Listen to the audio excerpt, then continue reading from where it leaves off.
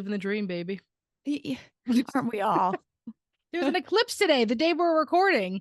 How Here. funny is that? I was thinking about the fact that we were definitely going to talk about the eclipse today, and then everyone is going to know how behind we are on recording. So they'll be like, wow. Remember when we used to be really organized in a bulk record? Yeah, that was fun. And now poor Nikki has to like the turnaround time is like 25 minutes. So sorry, everyone. We're really sorry. We're going to be on top of it one day. But you know what's funny is like there's been times where we've been on like really big celebrity podcasts and they ask it and then they're like, oh, can the girls come on like tomorrow at 2:00? And we're like, okay, we'll make it work. And then the episode comes out 25 minutes later and we're like, Jesus Christ, they leave shit to the last minute. That's us now. That is us. We're just disorganized. We are. We just, and maybe this is just who we are now. We're just gonna have to embrace it. We have to embrace it. And that's the narrative that we're going to tell ourselves about. Or the narrative that we tell ourselves is that you're only together if you do shit like a week in advance. Yes. There's nothing wrong. And so that means we must be disorganized because we're not doing shit. Yeah. More than a week in advance. Yes. Wow. Yeah. So obviously we're talking about narrative therapy today. However, we do have a listener question. And the question is, what is one piece of advice you would give to your younger version of yourself? From Jordan. What an amazing question. What do you think? Okay, there's like I don't know if it's like Helen Mirren or someone has a quote that says like, I wish I told more people to fuck off. Yeah. That the piece of advice that I would give myself is you have to care so much less than you do. Yes. None of this shit matters. Yeah. And these things that feel earth-shattering and soul-breaking they don't matter in 20 years from now. Yeah, it's so true. Yeah, I don't know who says that quote, but it's my favorite quote. All I wish was that I told more people to fuck off. Do you think that we need to go through it being earth-shattering in order for our brains to understand that it's not? You know what I mean? I mean, part is like the exposure therapy of something, right? So like Yes. the first few times it happens, it's so horrible, it's so scary, and then it doesn't. But I do think for me, I am someone who just cared so much about what people think to an extreme. So I think there could be some truth to that, but in my situation, I could have just fucking told more people to fuck off. And I think, and it comes with age too, right? It's just like caring less. Yes. Yeah. So I feel like that's like, and everyone said, I mean, this is one of the reasons I'm like really excited for my 40s. Everyone says, I was like with my good friend Holly yesterday. She's in her mid 40s and she was like, Holly's gonna listen to this and be like, it's not mid 40s, it's early 40s. And she's like, dude, like your 40s are just amazing. And I was like, well, I already feel that in my mid 30s. And she's like, no, it's even way better. She's like, you truly don't give a fuck. Yeah, it's like we don't even know what that is going to feel like yet. We think we're comparing it to like a younger version of ourselves that like cared way more. Uh-huh. Yeah. And then when you get to your like 80s. Yeah. You must really not give a shit. You really don't give a shit at that point. I think my mom is 77 now and she's like, I don't give a shit about anything. Exactly. So like kind of cool. Can't wait to get there. Yeah, right. What about you? I was thinking about that. What advice would I give to my younger self? Invest all your money. Buy Bitcoin. Buy Bitcoin, right? Right. Like if I could actually give myself like financial advice. Yeah. Okay. Actually, yeah. Don't spend that money on a wedding. Yeah. Like invest it in something. Yes, you do not know. Nobody needs to spend that money on a wedding. That's what I realized. I tell everyone now, anytime someone's like wedding planning, I'm like, have you considered eloping? Yeah. I'm so rude. I'm like, have you considered not doing this? But at the time, because that, felt like an option too, right? Like, but you want the wedding so bad. I know. And I think it goes by. I don't feel like eloping was as normalized pre-COVID as it is now. Like, I feel like COVID really made like micro weddings and elopements like way bigger. And I'm like, I love this trend. Me too. I love a micro wedding. Yes. I think micro weddings are the coolest fucking things ever. But you even had the wherewithal to like not have a bachelorette, not have a bridal shower. I saw you go through that a bachelorette. I was like, nope, not for me. Thank God you were a child bride. Thank God I was a child bride and I did everything before everyone. Oh my God, I made a joke about being a teen mom. I had my daughter at 29 and I call myself a teen mom, which now I'm like, maybe this is disrespectful to teen moms and I apologize if it is. Yeah. The girl makes bad jokes sometimes. And I made that joke yesterday at a party and this mom like quickly did the math. She's like, you were a teen mom. I was like, I was fucking kidding. She was Was like, she wait, what? actually a teen mom? No, she had her kids in her late 30s. She was like Listen, doing the quick math. yeah, she was like, wait, no, you weren't. I was like, oh my God, what? Just felt like that compared Yes. to comparatively. Exactly. Which makes sense. Yes. So we have narratives about ourselves that people feel a certain way, that we have to do a certain thing. And we're going to talk a little bit about narratives we hold about ourselves today. So narrative therapy is a legitimate form of therapy that therapists use. But just one of the newer ones. It's from the 1980s. It's Michael White and David Epstein. And like that, actually, you have to understand is like that is actually kind of new age for the yes, therapy. it is. It like is something from the 1980s is actually considered like it's still relatively novel. Yes. And you know what? I think narrative therapy, learning narrative therapy is one of the therapies that at least I learned that like really transformed how I saw myself. And the thing is, because I think it stuck with me so much, it like continues to transform. It allows me to question narratives I have about myself like all the time. So that's why, we don't love gatekeeping. We want to share this with you. You can be your own therapist. Actually, probably not. But no, but but this is the shit that's really helpful in between your sessions, right? Yes. We're going to use today in today's session, in today's episode, which is like a session. Let's use the framework of insight, awareness, action for some of this stuff. So keep that in mind that we start to talk about these things. We want you to consider insight. That's what we're going to give you today. And then after this episode, we want you to take the awareness and the action moving on here from today. There are 4 principles of narrative therapy that I think are really important to kind of set the stage for our conversation. The first one being that reality is socially constructed, which means that our interactions and dialogue with others impacts the way that we experience our reality. The second one, reality is influenced by and communicated through language, which is something that actually suggests that people who speak different languages may have a radically different interpretation of the same experiences. Number 3 is having a narrative that can be understood helps us organize and maintain our own reality. And so in other words, the stories and narratives help us to make sense of our experiences. And then number 4, this one is kind of like blows people's minds a lot when you can really grasp this, that there is no objective reality or absolute truth. What is true for many of us may not be the same for another person or even for ourselves at another point in time. You know what I love? I feel like we talked about this a little bit in our episode with Nedra. And it's the video is doing that weird thumbs up thing again.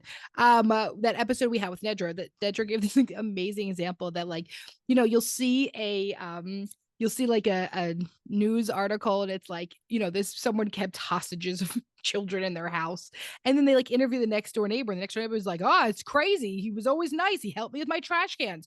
So like the thing is that like those girls' reality is like, this is such an evil piece of shit, of course, because they are. And then the next door neighbor was like, I don't know, they help with my trash can sometimes, right? So like this idea that we have is not absolute. And it once again goes with the story we have about ourselves. Yes.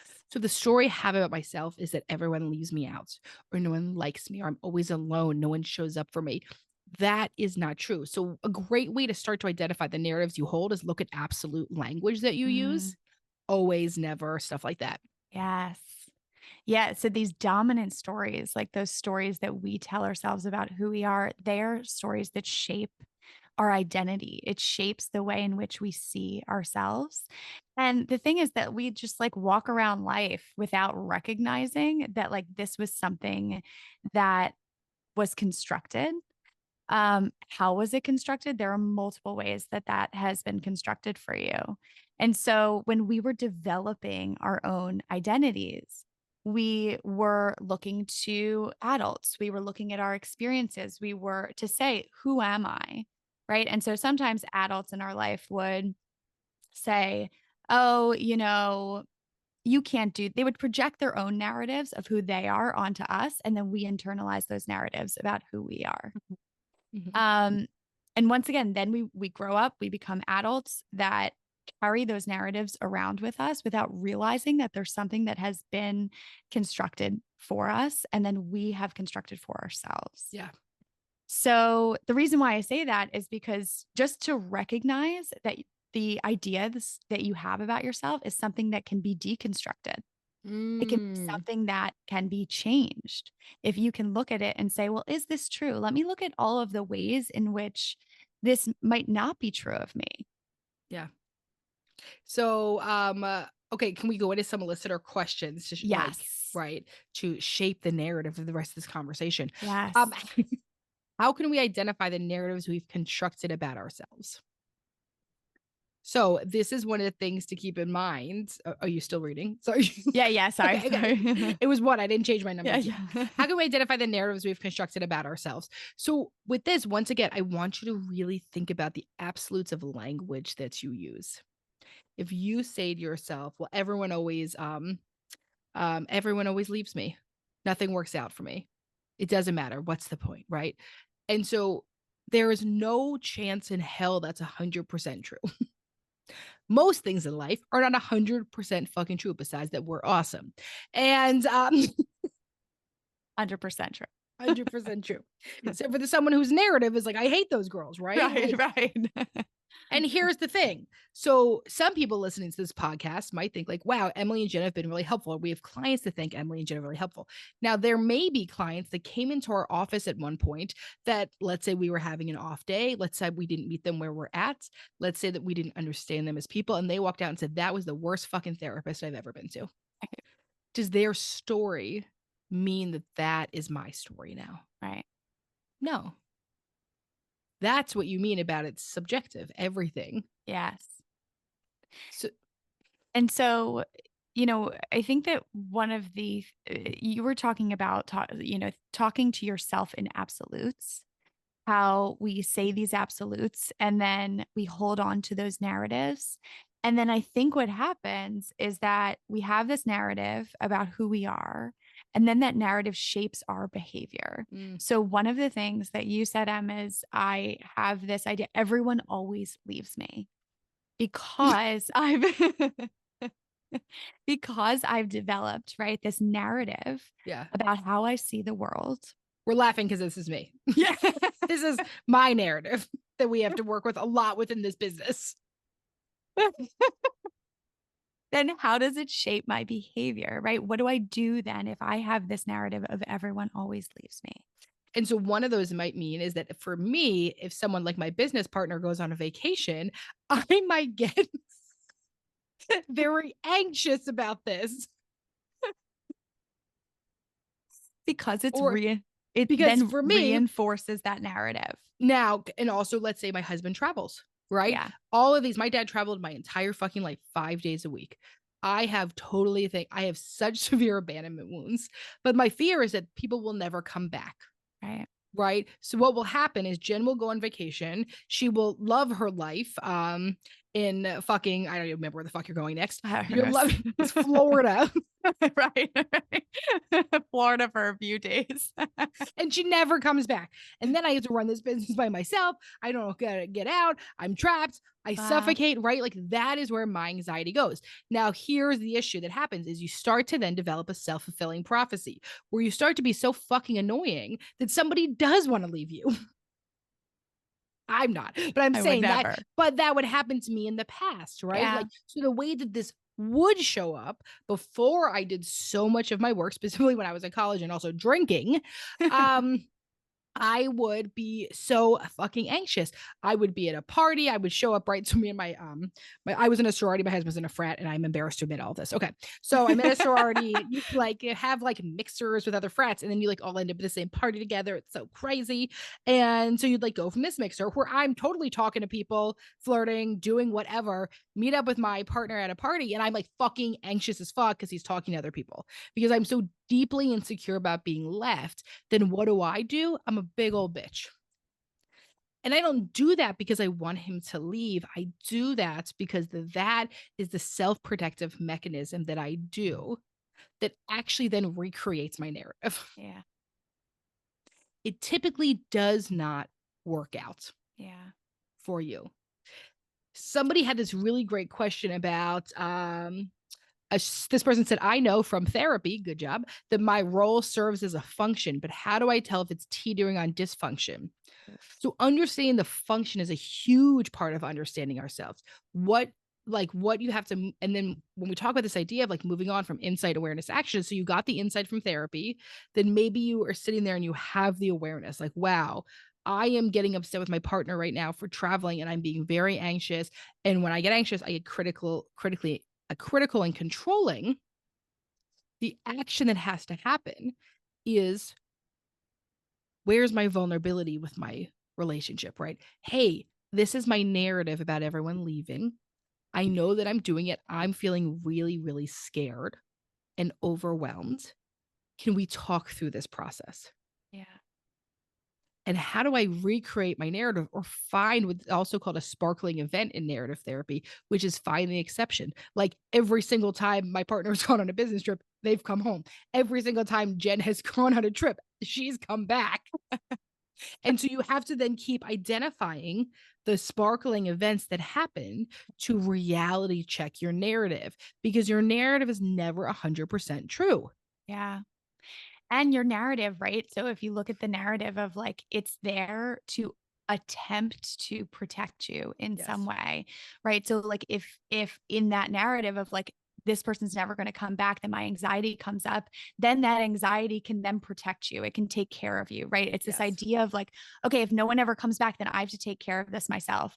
I'm going to take care of this. I can handle this. Like the anxiety is like pushing you into some sort of action. Yeah. And at the same time, then you realize as an adult, maybe it's not helping me in the same way. And so I love that idea of like understanding the narrative behind it and then how like what the self-protective mechanism is. Yeah. And then once you recognize, is this self-protective mechanism, is it actually helping me? And if not, what do I want to do differently? Mm. I mean, the action's always the hardest part, right? Yes. It is, because if your narratives are so ingrained, right? Like they're Yes. so embedded in us. And you don't, and so when I talk about this idea of like awareness, often awareness doesn't come until afterwards.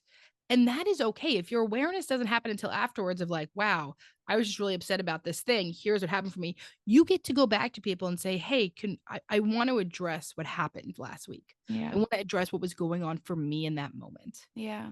And I think we put so much pressure on ourselves to have like the insight and the awareness in the moment. But like for most of us, like it's not there. And that is like totally okay. Yeah. What we want to do is, how do we take that? Because the more you identify it afterwards, then eventually you will be able to talk yourself through it. Mm-hmm. So someone said, how do you challenge your narrative constructively and not negatively? Um, One of the incredible things about narrative therapy is externalizing the problem. Um, to understand that you are not the problem, that the problem is the problem, Mhm. right? To go from this idea of, oh, I get so anxious in relationships, to when I'm in a relationship, anxiety, you know, I don't know, hovers around, Yeah. anxiety is around, right? Well, So you're like so externalizing and personifying the yeah. problem in a So way. here, so then I give it a character, right? So let's say I'm in a relationship, and when I'm in a relationship, anxious Annie comes out, and anxious Annie is my nice little friend in the room here. And anxious Annie, and this you've heard us talk about this as well with IFS in terms of managers. Don't forget, all theories are kind of based off each other, okay, guys? They're All all right, so, mixed. so anxious Annie comes in the room, and she's like, "Whoa, girl." Jen is going on vacation. She's definitely not coming back. So you to prep yourself right now for this situation, okay? And Annie's like, she's my girl in that moment. Like, she has my fucking back. She's warning me. She's there to manage. She's there to protect me. And she does all this great stuff. Here's the issue: anxious Annie doesn't know what the fuck she's talking about. She's actually not helping. She's that friend that's like stirring up bullshit. You know, like that girl in high school Yeah. that was like, hey, do you know like what? She's like the girl Stirring the pot. in the 90s when people would do three-way phone calls. Yes, that was in Mean Girls. That's what Anxious Annie does. She's like, all right, Yes. we're gonna Did that ever call. happen? Did that ever happen to you? Okay, I have a really traumatizing story. You don't have to talk about it if you don't want to. No, this is hilarious. Okay. The time it wasn't hilarious, but looking back, you're like, oh my fucking God, kids are horrible. Yeah. So I went to a private elementary school that ended at 5th grade. It is where my daughter goes now. And like, it's already bringing up my shit. Okay. So I had a wonderful experience in elementary school. The issue is that you then get to 6th grade and you're like, I got to start over somewhere. I don't know any of these people. So my parents put me in this other school, which ironically is 3 minutes away from my house. And it was just a shit show from the beginning. All these kids have been to school since kindergarten. I came in, you know, most people didn't fucking like me. I think it was a lot of threatening, weird, insecurity, blah, blah. Also being in middle school was the fucking worst. The worst. So one day these kids were, I don't know what happened. They like, I can't remember. Something happened that like, whatever reason I got hurt. People were bullying me. Who the fuck knows? And the one kid who was the ringleader of it called me that night to apologize. And he's like, I'm really sorry. That was really shitty. And I'm like, thanks so much. I'm like crying. My mom's there. And then he goes, Jess. And then it turns out there's a bunch of people on the fucking phone. And he goes, just fucking kidding. And then they hang up. I could tell you exactly where I was sitting. I can tell you exactly what I was wearing. I can tell you exactly his fucking name, which I will not do on this podcast. Oh my God. And there was a bunch of people on the phone. I never went back to school. I dropped out. I switched schools the next day and never went back. I don't think, I think people underestimate like how traumatic those experiences can be. I mean, we talk so much about like how our families affect us, and we should probably talk a little bit more about how social relationships and friendships or non-friendships affect us in childhood, because that shit'll fuck you up completely. And if you think about, like, we're talking about narratives and like the narratives we develop, like your social relationships are so important during those times to you and your identity development. And so to be having those experiences, which I think everyone does in different ways. I mean, that one's pretty fucked up. Yeah. Yeah. Bad. Right. Isn't it funny that it was from a guy too? People talk shit about girls, but men are cool. Middle school, no matter what, is cruel. Yeah. Off air, you tell me who that is. I will tell you who it is. we won't blast somebody on this podcast. I'm going to hunt them down. But the other thing is, right, so then you have this narrative, nobody actually likes me. And then it gets confirmed, right? Did this person actually confirm my entire fucking narrative? No, but in my mind, they did. Right. And this becomes a huge problem because then after that, I'm not able to actually trust people. You're actually able to let people in, because if the narrative is nobody actually likes me, how can I trust someone and open up to them? So then you go and try to make relationships, and you switch schools, you try to make relationships, and I'm not very nice because I don't really all your trust. Your protective because mechanisms every wall is up, right? I just had this horrific experience. It's a shit show. And it turned into this whole thing. It was at a private school. My parents tried to like sue them for the tuition. It was like this entire thing that it turns into.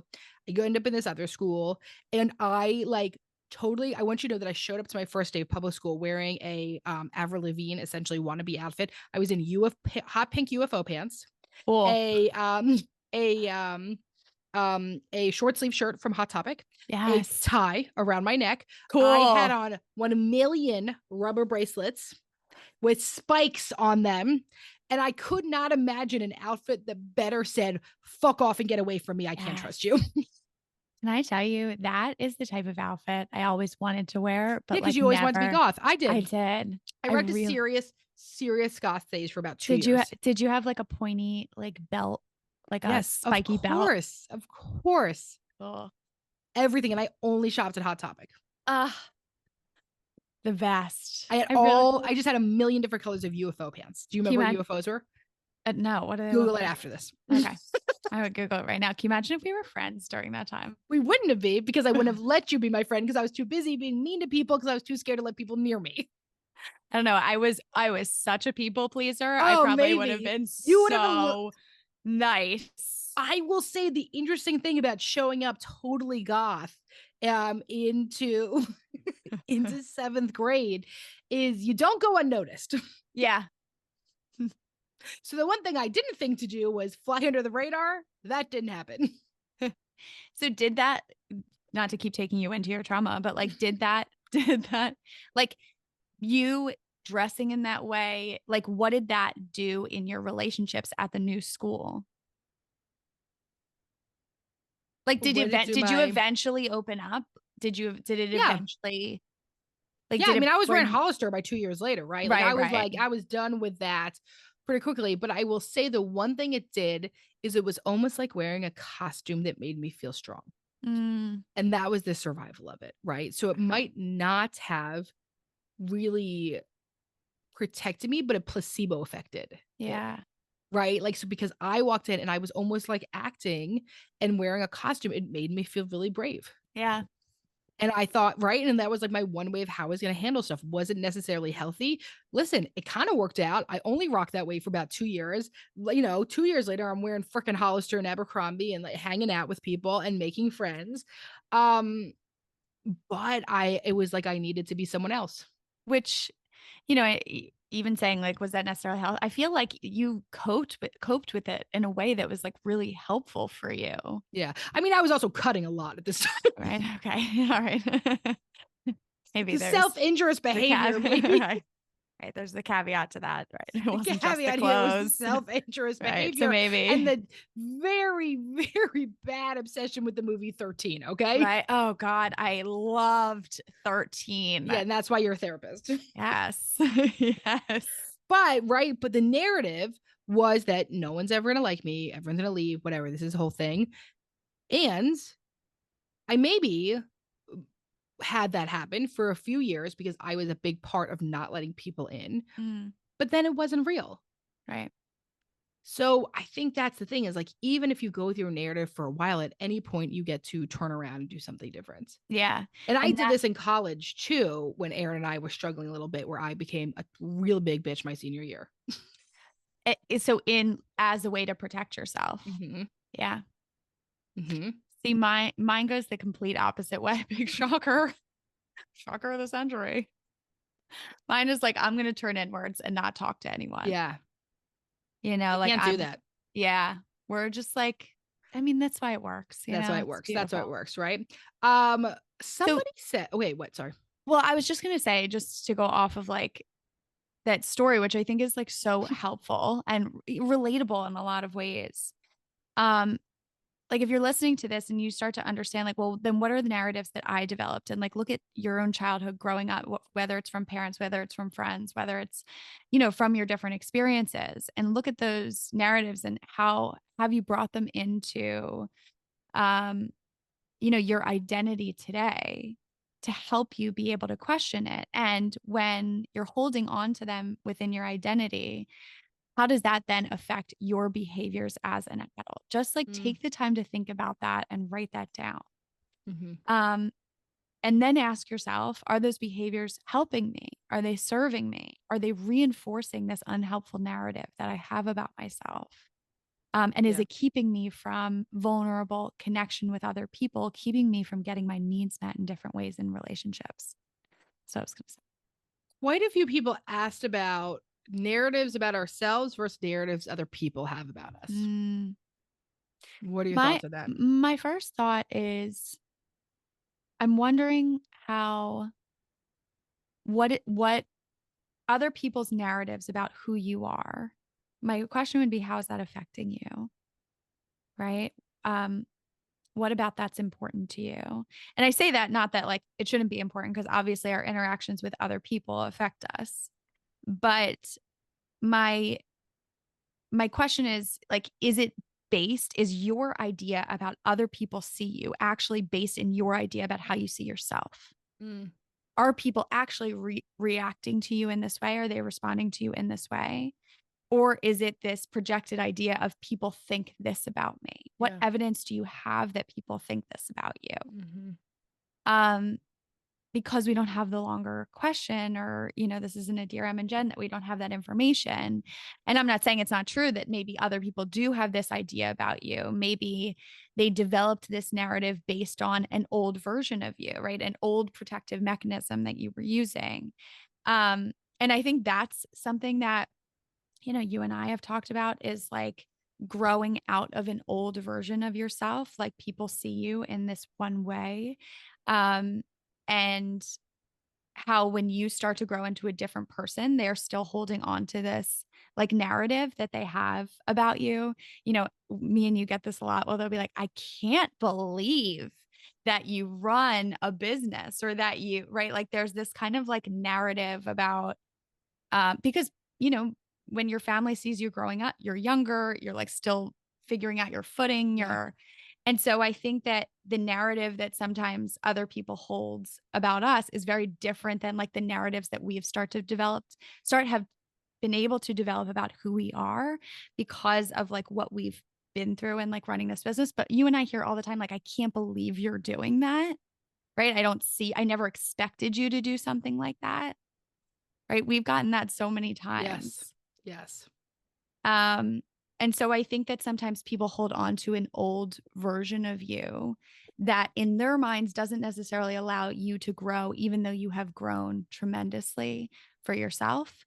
And so my question would be, how are those old narratives that other people are holding, how is it affecting you?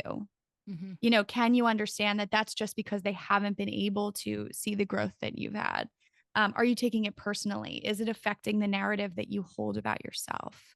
To be able to separate out other people's narratives about you and your own narrative about yourself, I think is the most important thing there. Yeah. Okay. We don't have that much time left because I was too busy talking about my trauma. But Okay. um, uh, let's go with this one. I feel so uncomfortable when trying to shift out of my peacekeeper role in my family of origin. Mm, Tips for sitting with the discomfort of what it means to not be the peacekeeper for once, right? So this person is talking about, like, right, there's a narrative of who I have to be in my family. I have to be the one that anchors everyone down. I have to be the peacekeeper for the family, okay? So they're saying that they feel so fucking uncomfortable when they try to not do this role that they think is built into their narrative. It's going to be really uncomfortable. When we talk about learning distress tolerance skills, that's what this is about. So, distress tolerance skills is how much distress can I actually tolerate and regulate and keep my nervous system going. So, what that might look like is going outside and walking, bilateral stimulation, listening to music, calling friends or not calling people if you need to do the opposite of what your anxiety says, reading, drawing, arithmetic, just kidding. Right, like getting a fucking hobby. There's a million things to do, and you're gonna have to try out a million and one of them to find out what works for you. Just because journaling works for Betty Sue does not mean it works for you. And if it does work for you, and that's awesome, that doesn't mean every other person it works for and that you should push it on them. So, the tips for sitting is I want you to try as many coping skills as possible when you're not activated. mm, If you just try to incorporate the coping skills when your nervous system is already activated, you're not going to be able to do it the same way. We have to practice for the big game before we get there.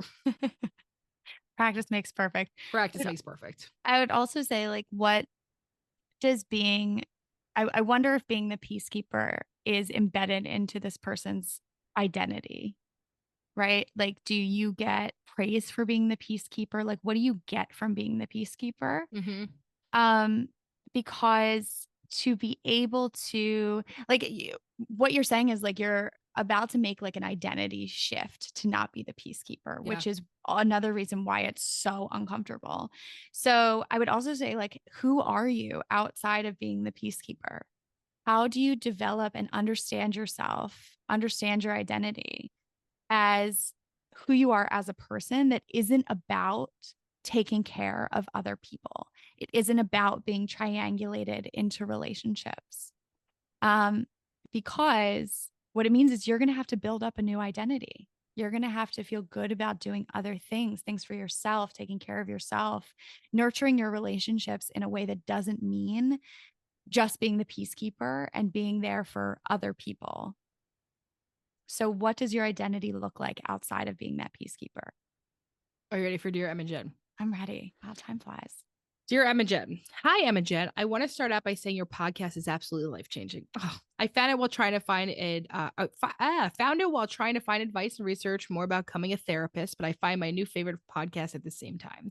I wanted to reach out because I feel so lost and overwhelmed and where to even begin, and was hoping to get advice from someone I have respected and admiration for. I'm 29, a full-time working mom of a 2.5-year-old, and now feel called to go back to school to become a therapist and specialize in postpartum depression and anxiety, as well as anxiety in general. I would need to go online due to my current situation, but worry that online degrees in counseling aren't as legit or respected as going in person.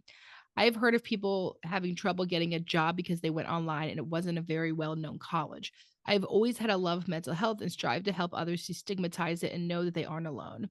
I went through trauma, depression, anxiety, as well as a difficult postpartum experience and couldn't give enough appreciation to the people I was able to seek help from and who guided me to get to the place I am today.